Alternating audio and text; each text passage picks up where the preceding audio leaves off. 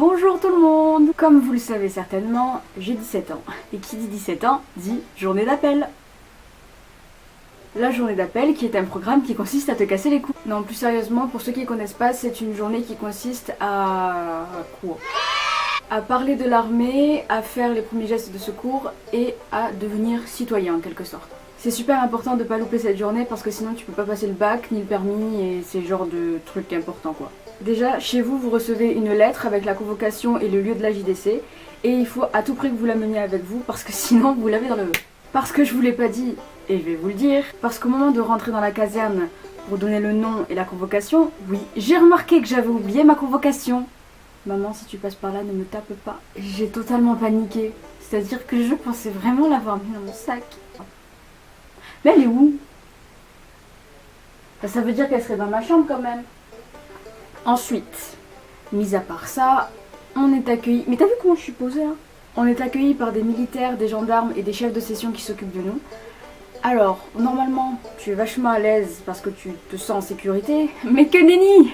On nous a gentiment lancé dans la tête qu'on avait l'armée secrète juste à côté de la caserne où on était, et que si on avait le malheur de traverser le portail pour aller leur rendre visite, ils pouvaient nous garder 3-4 jours enfermés avec eux, et ils pouvaient nous tirer dessus. Oui, la sécurité avant tout. Ah oui, dites-moi comment on est censé se sentir en sécurité alors que les gendarmes et les militaires ne savent pas parler français, s'il vous plaît. Non, parce que sortir des ils croivent que, c'est nous qu'on le dit, et Shingunya à la place de Chikungunya. À vous, très cher gendarme qui s'est occupé de nous pendant toute cette journée d'appel, sachez que si je vous revois par mégarde, je vous fous un coup de bécherel dans la tête. Voilà. Mais sinon vous étiez très gentil. Cependant, c'était pas les seuls à faire des erreurs. Parce qu'un mec qui était à ma table a réussi à sortir évadation à la place d'évasion. Mais le pire dans tout ça, c'est que le gendarme, il a répété évadation. Ah non, non, aucune évadation.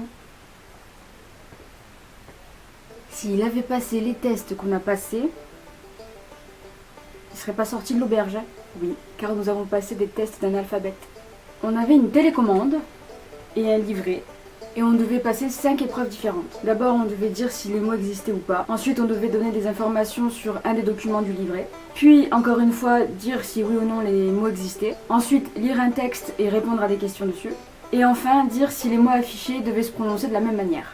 C'est super simple, mais des fois tu paniques parce que c'est tellement con que t'en deviens con. Tu vois le truc? Après, il y avait les premiers gestes de secours. C'est là où tu apprends la PLS, le massage cardiaque, tout ça, tout ça. J'étais avec un mec secouriste, c'est-à-dire que j'ai jamais vu un mec aussi speed. C'est-à-dire que plus il parlait, plus il devenait rouge. Ah madre mia, t'avais envie de lui dire arrête, respire frère. En fait, ce mec, il nous apprend les gestes qu'on va pratiquer sur lui dans 2 minutes s'il n'a pas ralenti. Donc on a commencé avec le massage cardiaque. Qu'on devait pratiquer sur des mannequins pendant 2 minutes.